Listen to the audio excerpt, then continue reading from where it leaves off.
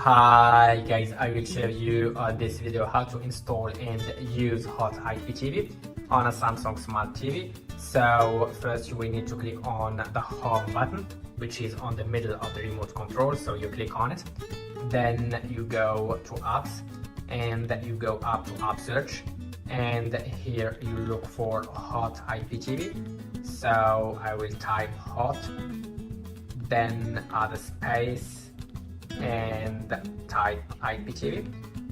So it's the app which is showing. I will click on it, then click on install, wait for it to get installed, then click on open, and the app is loading.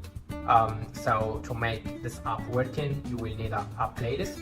You can't buy the playlist from the website, which you can't find on the first comment. You can also find the link of the website in the description of this video.